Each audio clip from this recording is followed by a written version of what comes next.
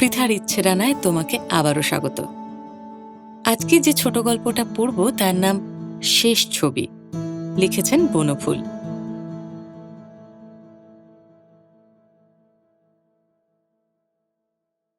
প্রথম যৌবনে তাহার সহিত বন্ধুত্ব হইয়াছিল। বন্ধুত্ব হইবার পর মনে হইয়াছিল এমন একটা জিনিস পাইলাম যাহা সহজে পাওয়া যায় না।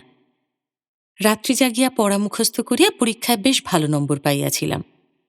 সেই নম্বরই আমাকে ঠেলিয়া প্রেসিডেন্সি কলেজের কুলে তুলিয়া দিয়েছিল। কুলে দেখিলাম বাঁশি হাতে শ্যাম দাঁড়াইয়া আছে। দেখিয়া অবাক হইয়া গেলাম। শ্যাম যে রাধার উদ্দেশ্যে বাঁশি বাজাইতেছে সে বৃন্দাবনবাসিনী রাধা নহে, সে বিদেশিনী। কখনো ফরাসি দেশে থাকে, কখনো বা রাশিয়ায়। সাহিত্যের কুঞ্জবনে শ্যামচাঁদ সেই অশরীরিণী নায়িকার মাঝে মাঝে দেখা পাইত এবং বাঁশি বাজাইত। সেই নায়িকা মুগ্ধ হইয়াছিল কিনা জানি না, কিন্তু আমি মুগ্ধ হইয়া গেলাম। একজোড়া বায়া তবলা জোগাড় করিয়া তাহার সহিত মাতিয়া গেলাম সুর সাধনায়। কিছুদিন পরে আরও জমিয়া গেল।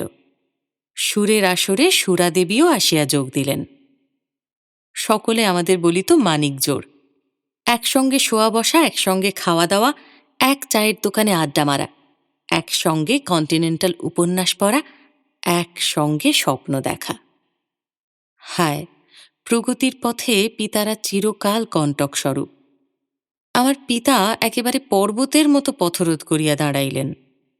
হঠাৎ একদিন টেলিগ্রাম পাইলাম, অবিলম্বে চলিয়া এসো। গেলাম।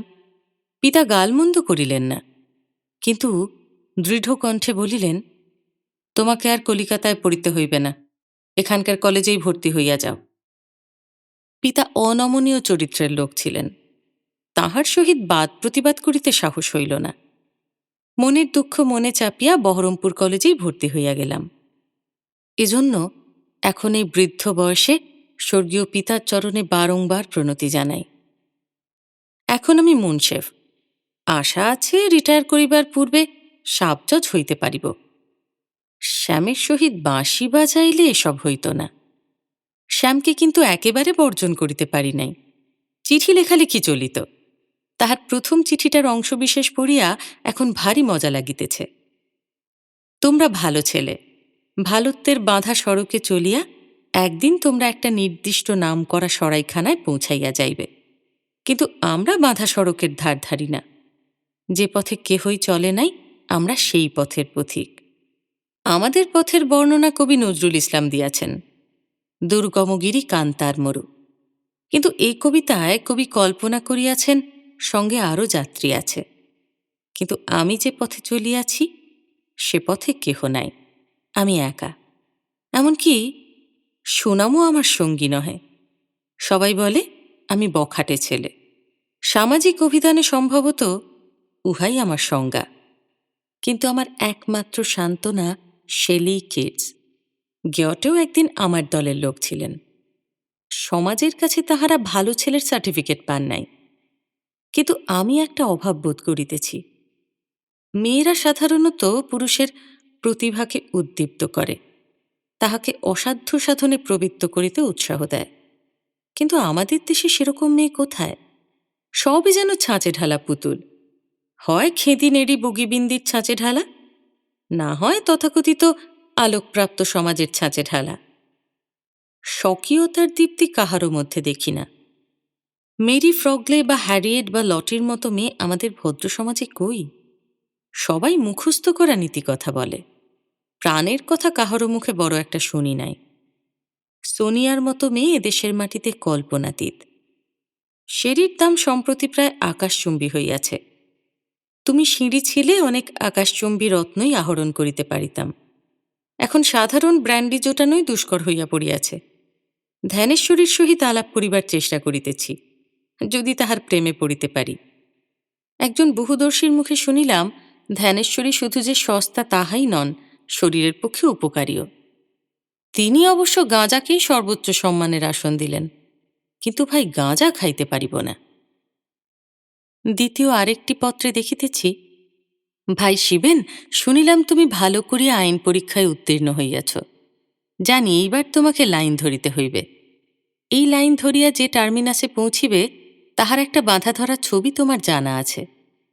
আমি যে পথে চলিয়াছি তাহারও একটি নাম সবাই জানে, সে নামটি অজানা। আমি সম্প্রতি একটি খবরের কাগজে প্রুফরিডারের চাকরি পাইয়াছি। বেতন যৎসামান্য, সিগারেটের খরচাটা কোনো ক্রমে উঠিয়া যায়। আমার বাকি খরচ যে চালায়, তাহার নামটা আর নাই বলিলাম। তাহার নাম আর পরিচয় শুনিলে তোমার হয়তো শারীরিক ও মানসিক বিক্ষোভ হইবে, প্লীহা চমকাইয়া যাইবে, নাসিকাও কুঞ্চিত হইয়া কুৎসিত রূপ ধারণ করিবে। সুতরাং নামটা আর করিব না। শুধু এইটুকু জানিয়া রাখো, মেয়েটি মানবী রূপে দেবী। সমাজ বা সংসার তাহার সহিত সদ্ব্যবহার করে নাই, তবু সে সদা হাস্যমুখী। তবু তাহার গানের ঝঙ্কারে স্বর্গীয় সুর। যদি কোনোদিন এ অঞ্চলে আসো, আলাপ করাইয়া দিব। আমার বাবাও আরেকটি আশ্চর্য লোক, এখনও আমাকে টাকা পাঠাইয়া যাইতেছেন।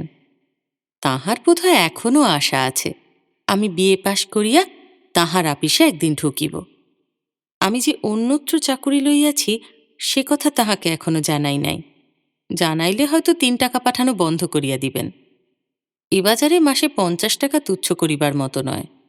তবে এখন যে বন্দরে আমার নৌকা লাগিয়াছে, তাহাতে মনে হয় আপাতত কিছুদিন নিশ্চিন্ত থাকা যাবে। সোনা আমাকে এক সেট ভালো কবিতার বই কিনিয়া দিয়াছে। ওই দেখো, নামটা শেষে বলিয়াই ফেলিলাম, কথাটা যেন চাউর করিও না। আলাপ হইলে দেখিবে যে সব বড় বড় প্রতিভাসম্পন্ন পণ্ডিতেরা তোমাদের বাণী মন্দির অলঙ্কৃত করিতেছেন। সোনা তাহাদের চেয়ে কোনো অংশে কম নয়, কিন্তু সে সমাজের চক্ষে পতিতা ছাড়া আর কিছু নয়। স্যাকোর কথা নিশ্চয়ই শুনিয়াছ। আমার মনে হয় সোনা স্যাকোরই সমগোত্রীয়। আর একটি চিঠিতে দেখিতেছি, ভাই বড় মুশকিলে পড়ে গেছি। বাবা এক জায়গায় বিয়ের সম্বন্ধ করেছেন, মেয়ে সুলক্ষণা এবং সদ্বংশিয়া। এ দুটি গুণ ছাড়া আর কোনো গুণ নেই। দেখতে কুৎসিত, লেখাপড়ায় ক অক্ষর গোমাংস, অত্যন্ত রোগা। আমি আপত্তি করেছিলাম। বাবা সেকেলে গোঁড়া লোক, আমাকে জানিয়েছেন তুমি যদি বিয়ে না করো তাহলে তোমার ভাইয়ের সঙ্গে ওর বিয়ে দেব, আর আমার বিষয় সম্পত্তি থেকে বঞ্চিত করব তোমাকে। আমি ওদের কথা দিয়েছি, আমার কথা নড়চড় হবে না, ফেরত ডাকেই তোমার উত্তর চাই। আমি যে কি করে এই গোয়ার গোবিন্দ বাপের ছেলে হলুম তা ভেবে পাই না। মত দিয়েছি, মানে দিতে হয়েছে। তুই কি আমার বিয়েতে আসবি? আমার যাওয়া হয় নাই, সামনেই পরীক্ষা ছিল। সেদিন পুরাতন চিঠি ঘাঁটিতে ঘাঁটিতে শ্যামের আরও চিঠি পাইলাম। একটা চিঠি এইরূপ: ভাই, সোনাকে নিয়ে বিপদে পড়েছি। বাবা কলকাতায় একটা বাসা ভাড়া করে পিসিমা আর আমার বউকে এখানে পাঠিয়েছেন। সোনা বলছে তুমি আর আমার এখানে থেকো না, তুমি নির্মলার কাছে গিয়েই থাকো। তোমার যদি টাকার দরকার হয় আমার কাছ থেকে নিয়ে যেও। সোনাকে কিছুতেই নিরস্ত করতে পারছি না, সে আমাকে কিছুতেই তার কাছে থাকতে দেবে না। আমি যে সোনার বাসাতে থাকি এবং সোনাই যে আমার ধ্যান জ্ঞান স্বপ্ন সব, এ কথা বাবা টের পেয়ে গেছেন মনে হচ্ছে। তা না হলে এখানে বাসা ভাড়া করতে যাবেন কেন? সোনার সঙ্গে রফা হয়েছে একটা শেষকালে, তাকে বলেছি নির্মলার কাছে মাঝে মাঝে যাব। ইতিমধ্যে একদিন গিয়েছিলাম, রাত্রি 2টো নাগাদ, মত্ত অবস্থায়। গলিতে ঢুকে দেখলাম আমাদের বাড়ির জানলার আবছা অন্ধকারে একটি রোগা মেয়ে গরাদ ধরে পথের দিকে চেয়ে আছে। আমার সাড়া পেয়ে ছুটে নেমে এসে কপাট খুলে দিল। আমি কোনো খবর দিয়ে যাইনি। হঠাৎ মনে হলো রোজই দাঁড়িয়ে থাকে নাকি। জিজ্ঞেস করাতে চুপ করে রইল। শ্যামের আর কোনো চিঠি পাইলাম না। সোনার এক নামজাদি ধনী বাবু ছিলেন, তিনি সোনাকে লইয়া ইউরোপ ভ্রমণে বাহির হইয়াছিলেন। সোনার অনুরোধে শ্যামও তাহার প্রাইভেট সেক্রেটারি রূপে গিয়াছিল। প্রায় ৩-৪ বৎসর তাহার কোনো খবর পাই নাই। হঠাৎ একদিন আমার আর এক বন্ধুর নিকট খবর পাইলাম শ্যাম খুব অসুস্থ, সে কলিকাতায় সোনার বাসাতেই আছে। একদিন তাহার সহিত দেখা করিতে গেলাম। কলিকাতায় অন্য একটা কার্যোপলক্ষে যাইতে হইয়াছিল। ভাবিলাম শ্যামকেও দেখিয়া যাই, অনেক দিন তাহাকে দেখি নাই। তাহার বাসায় যখন পৌঁছিলাম তখন সোনা বাড়িতে ছিল না। খবরটা শুনিয়া আরাম বোধ করিলাম। দেখিলাম শ্যাম একাই বিছানায় শুইয়া একটা বড় ছবির অ্যালবাম দেখিতেছে। তুই একাই রয়েছিস? হ্যাঁ, সোনা ডাক্তারের কাছে গেছে। শুনলাম তোর খুব অসুখ। কি হয়েছে?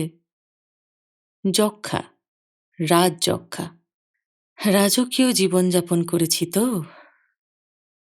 তাহার কোটরগত চক্ষু, খাঁড়ার মতো নাক, চোপসানো গালকে উদ্ভাসিত করিয়া তাহার সেই হাসিটি ফুটিয়া উঠিল। দুর্গমগিরি কান্তার মরু পার হয়ে অবশেষে এখানে এসে পৌঁছেছি।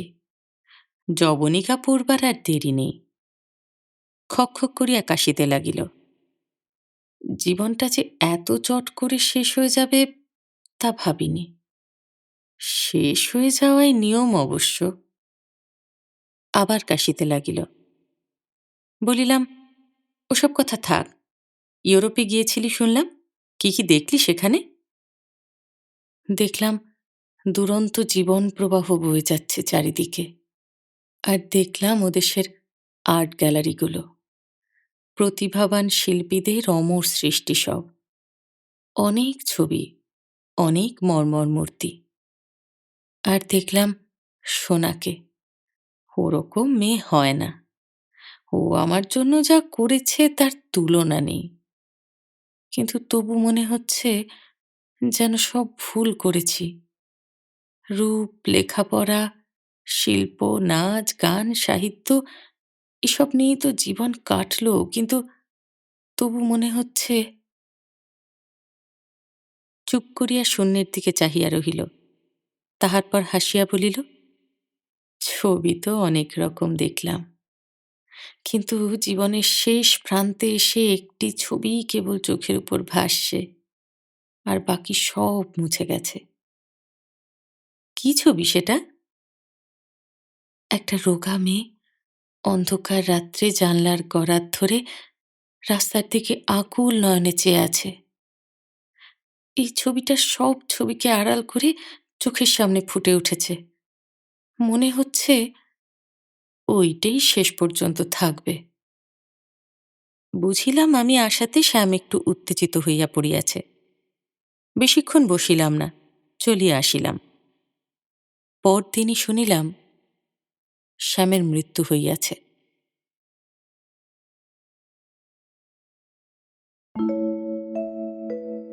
দুর্গমগিরি কান্তার মরু পার করে ওই শেষ ছবিটাই হয়তো মায়ের তরণী হয়ে শ্যামকে পৌঁছে দিল কোনো এক সুখের মায়াপুরীতে। সুখের কাননে ও গো যাও, কোথা যাও, ও গো যাও, কোথা যাও। সুখে ঢলো ঢলো বিবশ বিভল পাগল নয়নে তুমি চাও, কারে চাও, তুমি চাও, কারে চাও। কোথা গেছে তব উদাস হৃদয়, কোথা পড়ে আছে ধরণী। মায়ার তরণী বাহিয়া যেন গো মায়াপুরী পানে ধাও, কোন মায়াপুরী পানে ধাও। ও গো যাও, কোথা যাও, ও গো যাও, কোথা যাও।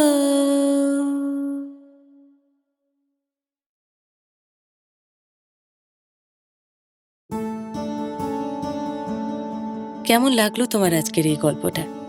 যদি ভালো লেগে থাকে তাহলে গল্পটা লাইক করো, প্রিয় মানুষের সঙ্গে শেয়ার করো, আর চ্যানেলটা এখনো সাবস্ক্রাইব না করা থাকলে তাড়াতাড়ি সাবস্ক্রাইব করে দিও। আর অনেকখানি ভালোবাসা নিয়ে অপেক্ষা করো আমার পরের গল্পের জন্য। খুব ভালো থেকো।